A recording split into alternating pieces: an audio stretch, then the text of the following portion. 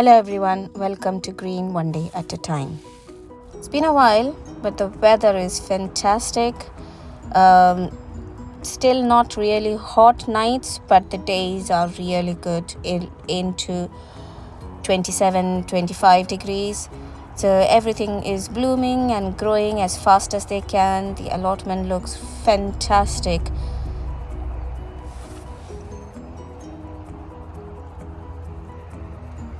Let's go and have a look at a mini tour of what's growing with the sudden temperature rise.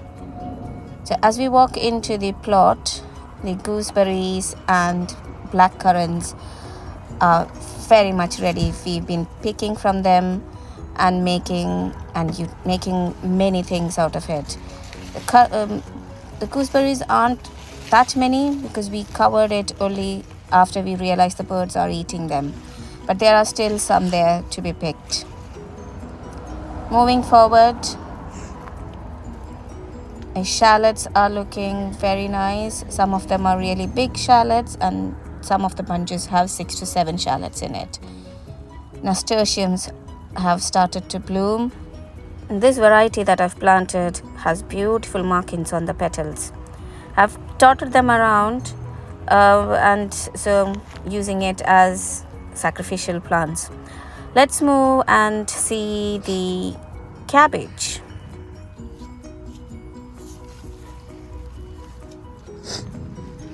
So the leaves are curling in, which means that they have started to form into the balls of cabbage that it should be.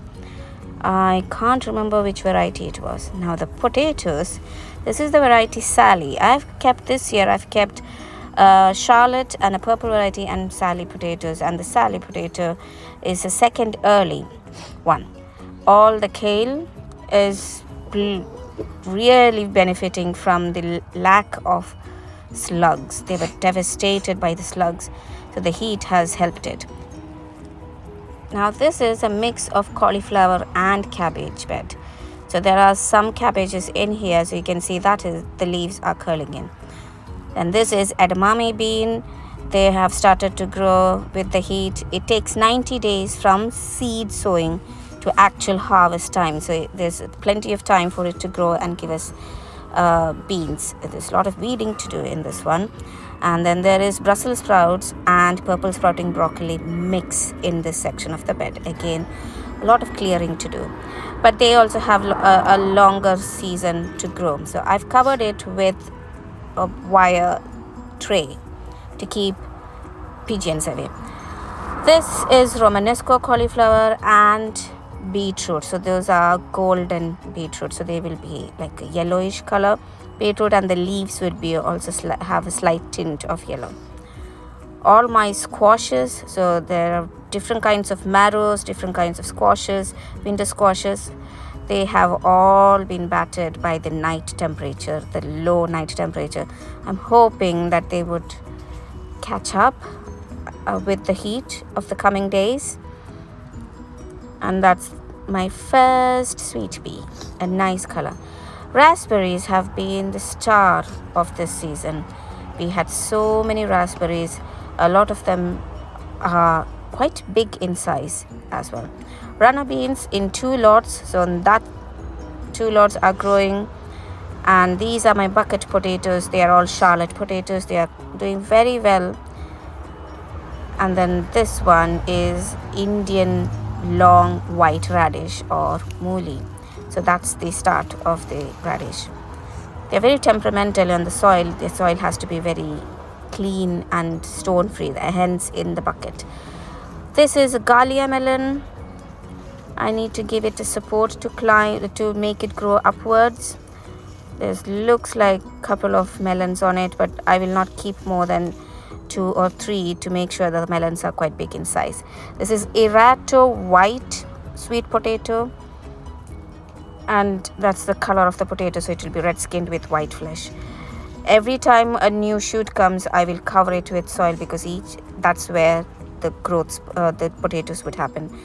These are Indian peas, red basil, and not so good looking aubergines and some chili plants. These are miniature sunflowers. I'll be planting them out today. My parsley is in flower. I want to collect the seed and see what happens. Now this is the back of the allotment. I've planted a couple of my tomatoes, which were the side shoots of the main parent plant, and they are growing really well. So the first two are beef tomatoes and these three are sun gold tomatoes. It's a nice experiment to do. They're growing very healthily. Purple mosh too, I've already started harvesting and cooking them. And then my podding peas have started to flower. This is the third time I sowed and I have success in getting the flower. The first two times they were eaten by rats and they got destroyed by the rain. Then this is a mixed brassica bed which contains Romanesco cauliflower, a couple of different Brussels sprouts, purple sprouting broccoli, Maine broccoli, calabrese. There's different varieties in there. And this is an unknown squash. I'm hoping this is a summer squash, not a spreading variety. The flower looks interesting. It's a twin. And then the rest of the bed are transplanted self-sown spinach. So if there are spinach that are growing around in your plot, just pick them up with the root neatly and then transplant them. They'll pick it. This is black cherry tomatoes. They were planted by my kids. They look really good, growing up really good. But they are not as good as the ones inside the polytunnel. That weather control, the heat inside the polytunnel has really helped these tomato plants. There's a significant difference between the tomatoes inside the polytunnel and the outside ones, just by the change of the temperature. So these have started flowering, so I have to de-leaf them. Look at the cucumber. So we have F1 cucumber, we have miniature cucumber, we have lemon cucumber, we have honey cucumber, and this is cinnamon basil, and then sweet basil, and then some more tomatoes, and this is Erato purple potato. So again, you have to do it this way. Make sure the vines are covered, the growth spurts are covered with soil, so that's where you would get more potatoes.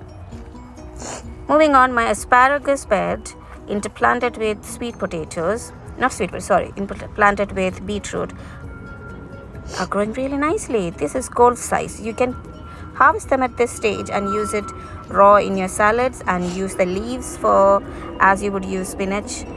But if you want, you can grow it bigger. The pink rose star of this plot. Then there is garlic and chili, which we need to harvest. All the garlic had rust, so we'll be harvesting them now. Not chili, onions. They're going all right. It's some of them are this good, big in size, which means they're growing. Some of them are spindly. You can see they are quite thin. And here now we are harvesting Sally potato because of the warm weather and the wet climate. Warm and wet climate.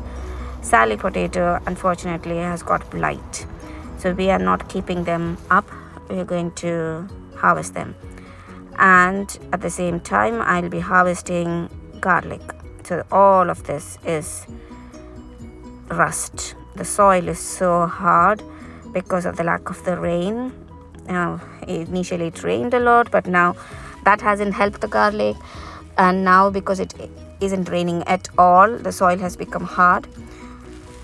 And so that's all the potatoes we harvested today. That's Sally potato, both together almost 5 kilograms for 10 seed potatoes, which is not a great harvest at all. And then the garlic I've in fact planted more than that. That's rust. You can see those dots on the leaf. That is rust.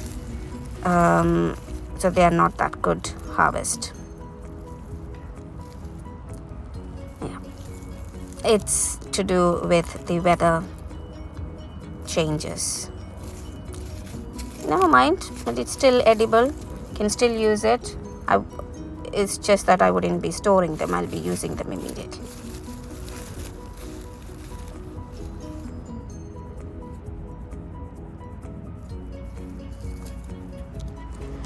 Apart from these, I also need some moss too, which is ready to be picked. So I'm going to pick some of them. Now, when picking moss too, this is a bit too late, as moss too, they have formed the bean inside. Moss too should be a very young bean. If the beans inside, the pods inside can be felt, they have gone past the stage of being a moss too. So this now has the bean inside. That doesn't mean that it is not edible. It is totally edible, but moss too is a much younger bean.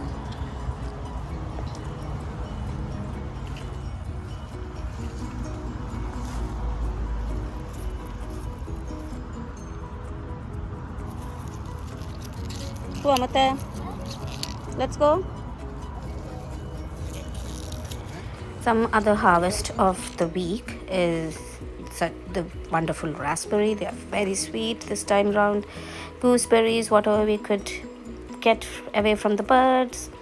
The moisture that I picked today, and that is the cherry. There's a huge cherry tree, and it just is endless. And all the spinach and Swiss chard that I could pick from the plot. These are French breakfast radishes. The leaves are edible, and that's basil. And this is the rose from a neighbor in the allotment. I hope you enjoyed this week's video. See you soon in another week. Enjoy the sunshine.